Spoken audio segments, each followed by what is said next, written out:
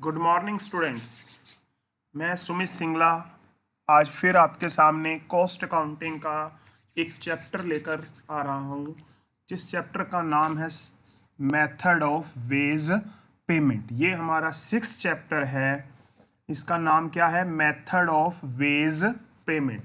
जब एक एम्प्लॉय किसी प्रोडक्शन कंपनी में या मैन्युफैक्चरिंग कंपनी में जॉब करता है तो उसे किस तरीके से पेमेंट की जाती है, उसके दो मेथड हमारे पास बड़े पॉपुलर मेथड हैं, time rate method and piece rate method. Time rate method में एक्चुअल टाइम, जितना टाइम वो हमारी कंपनी में स्पेंड करेगा पर आवर से उसे मल्टीप्लाई कर देंगे तो हमारे पास अपना आंसर आ जाता है कि उसे कितनी वेजेस पेमेंट करनी है। फॉर एग्जाम्पल, ठीक है जी, मान लो एक एम्प्लॉय 8 आवर हमारे पास काम कर रहा है। कितने आवर काम कर रहा है वो? 8 आवर मेरे पास वो क्या कर रहा है? वर्क कर रहा है।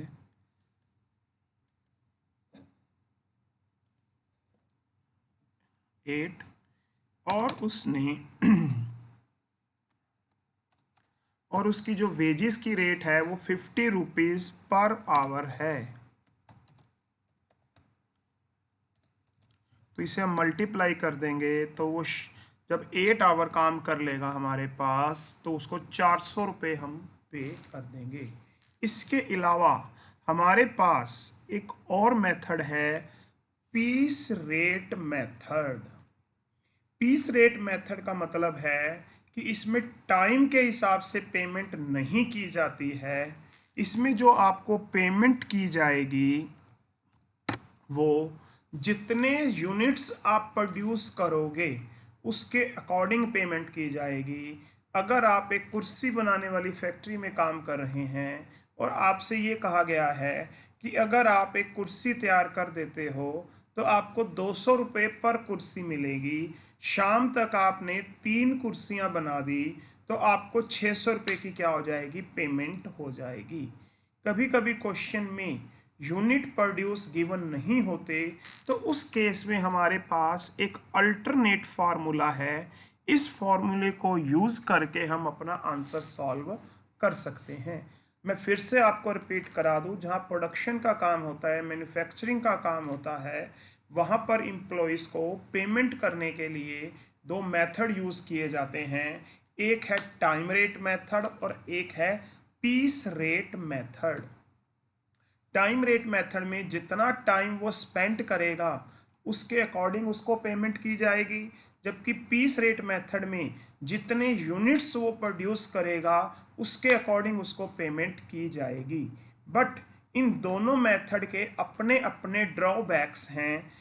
जो टाइम रेट मेथड है इसमें जो पर्सन है वो लेजी हो जाएगा, वो काम बहुत स्लो करेगा और उस दो एम्प्लॉयज के बीच में कोई कंपटीशन नहीं रहेगा।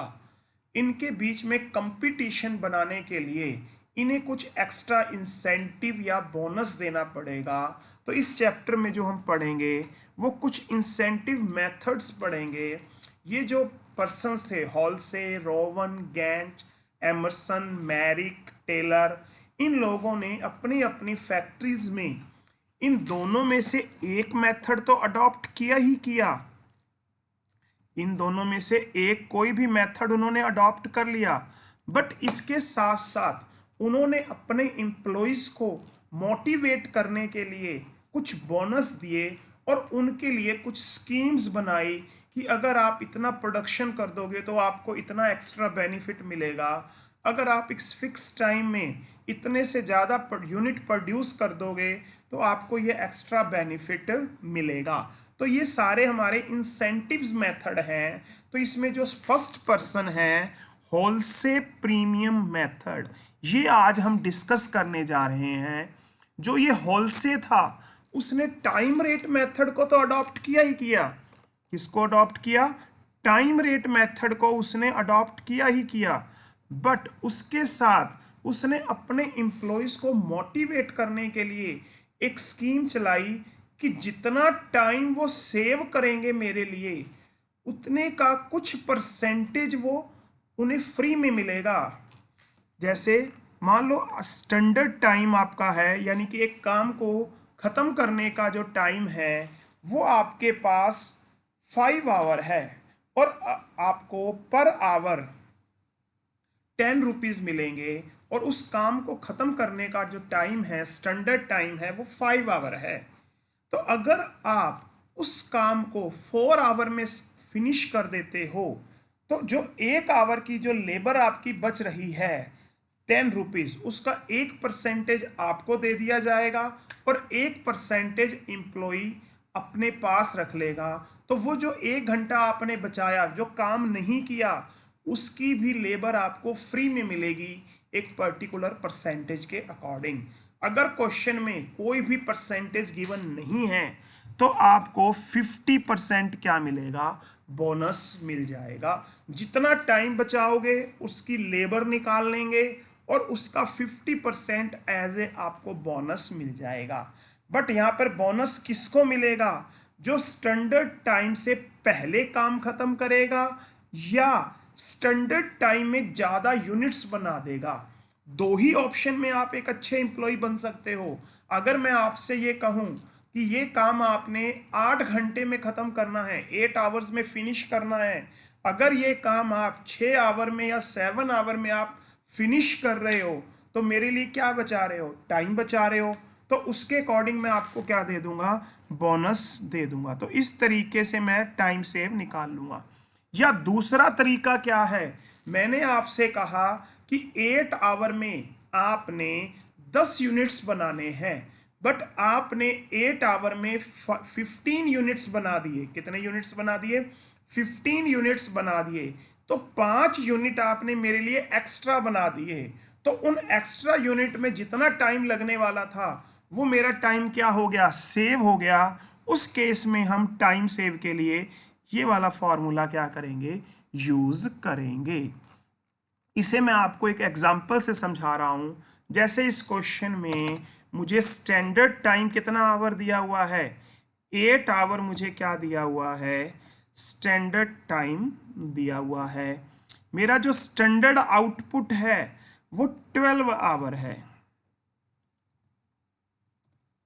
कितना है, 12 आवर है। यानी कि मुझे 8 आवर में 12 यूनिट्स क्या करने हैं, प्रोड्यूस करने हैं। पर आवर का जो वेज पेमेंट है, जो मेरा रेट ऑफ पेमेंट है, वो 2 रुपीज पर आवर है। 2 रुपीज पर आवर है। इसमें ए, बी, सी और डी 4 पर्सन हैं। उन्होंने मेरे लिए कुछ एक्चुअल यूनिट्स बनाए हैं। तो यहाँ पर ए ने मेरे लिए 7 यूनिट्स बनाए हैं, बी ने मेरे लिए 10 यूनिट्स बनाए हैं, सी ने मेरे लिए 12 यूनिट्स बनाए हैं, और डी ने मेरे लिए 15 यूनिट्स क्या किए हैं, प्रोड्यूस किए हैं। कितने यूनिट्स प्रोड्यूस किए हैं, 15। मैंने अपने एम्प्लॉयज़ को क्या टारगेट दिया था, मैंने अपने एम्प्लॉयज़ को ये टारगेट दिया था कि आपने 8 आवर काम करना है और मेरे लिए 12 यूनिट्स क्या करने हैं, प्रोड्यूस करने हैं। बट तो मेरा काम का टारगेट क्या था, 8 आवर मैंने काम करना था और 12 यूनिट्स मैंने उसमें क्या करना था, प्रोड्यूस करना था। तो यहाँ पर मेरे पास एक्चुअल टाइम और स्टैंडर्ड टाइम मेरा क्या हो रहा है, इक्वल हो रहा है। तो S T equal to actual time equal to 8 hour. Clear. तो हर एम्प्लॉय ने 8 आवर ही काम किया। स्टैंडर्ड टाइम कितना है, 8 आवर। ए, बी, सी और डी इन चारों ने ही 8 आवर ही काम किया। बट ए ने 7 यूनिट बनाए, बी ने 10, सी ने 12 और डी ने मेरे लिए 15 यूनिट्स बनाए। तो यहाँ पर जो मेरा स्टैंडर्ड टाइम और एक्चुअल टाइम है वो इक्वल हो गया। तो 8 आवर मेरे लिए क्या हो गया, इक्वल हो गया। तो हर एम्प्लॉइज के लिए जो मेरा स्टैंडर्ड टाइम था और एक्चुअल टाइम था वो इक्वल था। तो मेरा एक्चुअल टाइम कितना रह गया, 8 आवर रह गया। हर एम्प्लॉय को मुझे कितने रुपए वेज पेमेंट करनी है, 2 रुपीज पर आवर मुझे उसे क्या करनी है, पेमेंट करनी है। तो यहाँ पर अगर मैं उनका वेजेस निकालना चाहूँगा तो यहाँ पर मैं column number 2 into column number 3 करूंगा, क्योंकि मेरा जो होलसे का जो हाफ फॉर्मूला है वो क्या है, actual time into wage rate, वो मैंने इस कॉलम में पुट कर दिया। अगर कोई एम्प्लॉय को बोनस मिलेगा तो बोनस देने का फॉर्मूला मेरे पास ये वाला है, और वो मैंने यहाँ पे पुट कर दिया। यानी कि ये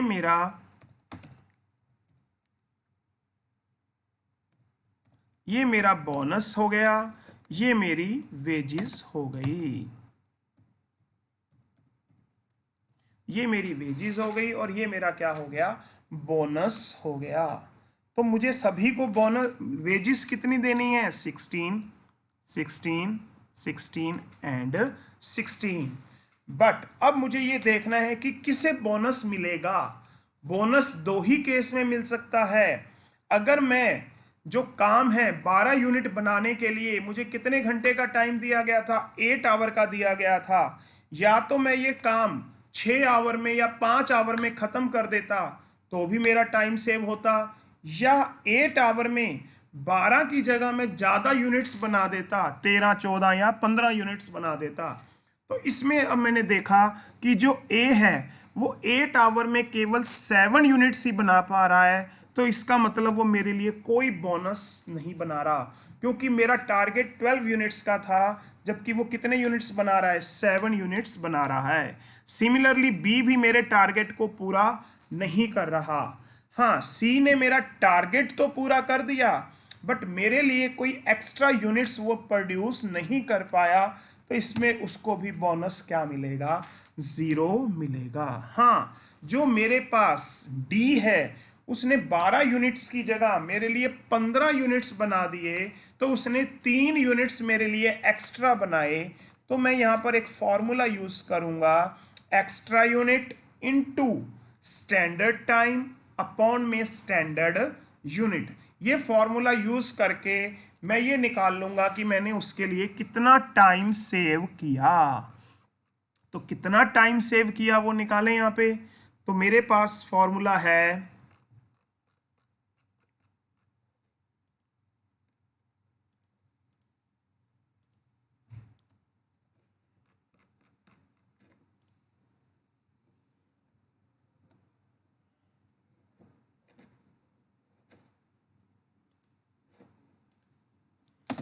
तो इस फॉर्मूले के अकॉर्डिंग एक्स्ट्रा यूनिट कितने हो गए, 3 इंटू स्टैंडर्ड टाइम कितना है मेरा, 8 आवर है, अपॉन में मुझे स्टैंडर्ड यूनिट्स कितने बनाने हैं, 12।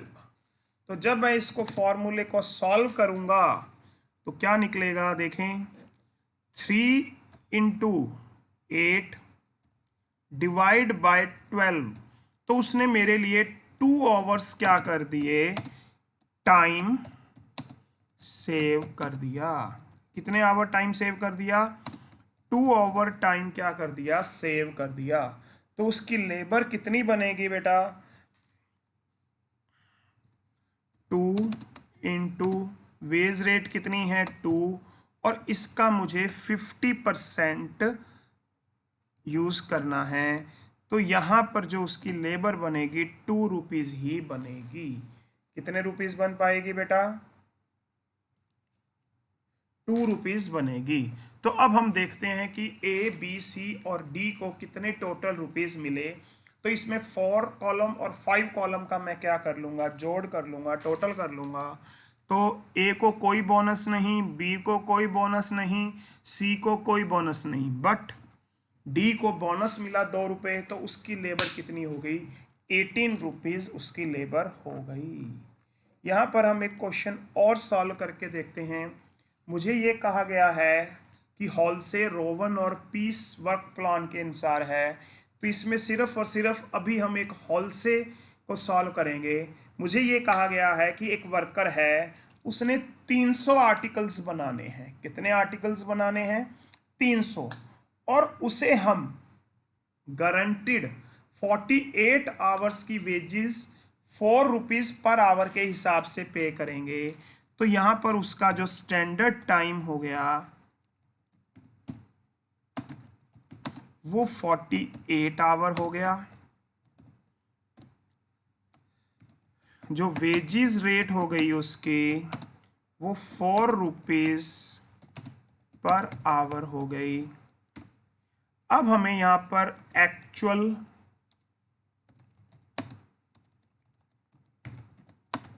टाइम फाइंड करना है।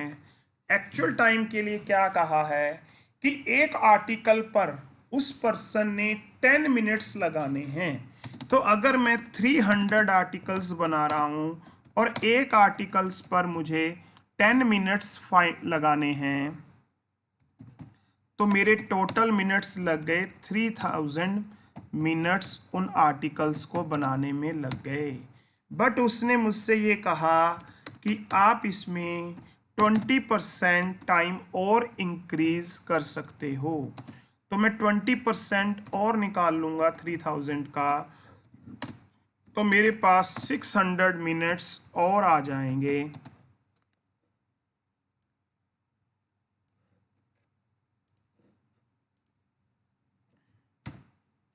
तो अब मेरे पास जो मेरा एक्चुअल टाइम हो जाएगा वो 360 मिनट्स हो जाएगा।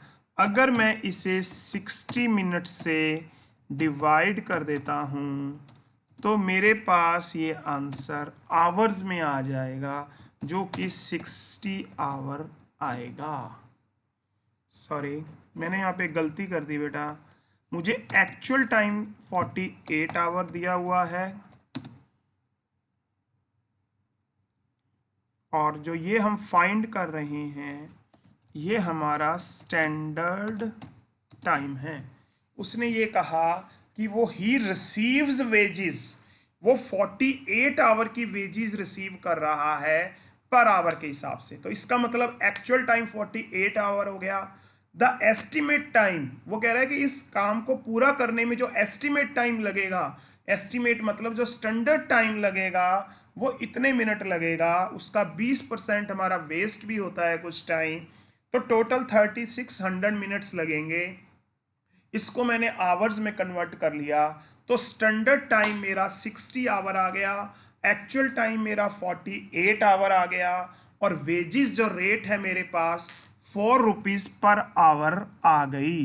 तो यहाँ पर मुझे कौन से मेथड से क्वेश्चन सॉल्व करना है बेटा? मुझे हॉलसे मेथड से क्या करना है, क्वेश्चन सॉल्व करना है। तो मुझे हॉलसे के अनुसार यहाँ पर मैं एक फॉर्मूला उठा रहा हूँ। हॉलसे का क्या है?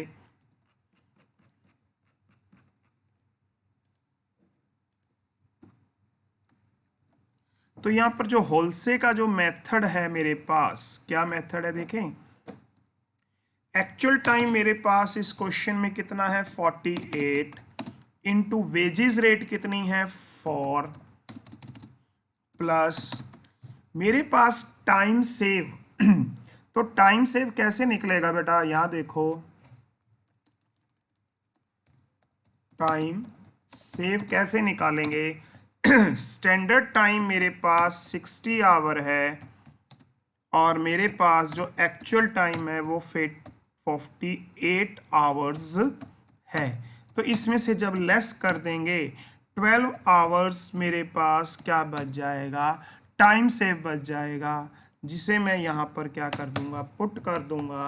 और मेरी जो वेजेस रेट है वो 4 है, यहाँ पे कोई परसेंटेज गिवन नहीं है तो मैं यहाँ पे 50% ले लूँगा। तो जब हम इस क्वेश्चन को सॉल्व करेंगे तो मेरे पास जो मेरा आंसर आएगा वो 216 रुपीज़ आ जाएगा। मेरे ख्याल से दोनों चीज़ें आपको समझ आ गई होंगी बेटा। होलसे ने क्या किया? होलसे ने टाइम रेट को तो यूज़ किया ही किया बेटा, फिर से रिपीट कर रहा हूँ, उसने टाइम रेट मेथड को तो यूज़ किया ही किया। वो कहता है मैं अपने हर एम्प्लॉय को मिनिमम वेजेस ज़रूर दूंगा। क्या दूंगा? Minimum wages. बट जो अच्छा एम्प्लॉय है, जो मेहनत कर रहा है, तो उसे मिनिमम वेजेस के साथ साथ मैं उसे कुछ बोनस भी ज़रूर दूंगा। तो उसने बोनस देने का या इंसेंटिव देने का जो सिस्टम अडॉप्ट किया, तो उसने देखा कि कोई भी पर्सन मेरे लिए कितना टाइम बचा रहा है। टाइम दो तरीके से बचा सकता है बेटा वो, या तो वो आपके लिए क्या करेगा, एक्स्ट्रा यूनिट बना देगा, या जल्दी काम आपका क्या करेगा, वो फिनिश कर देगा। मेरे ख्याल से आपको आज ये टॉपिक समझ आ गया होगा बेटा। Thank you very much. अगर अच्छा लगे तो मेरे चैनल को सब्सक्राइब कर देना बेटा। Thank you very much.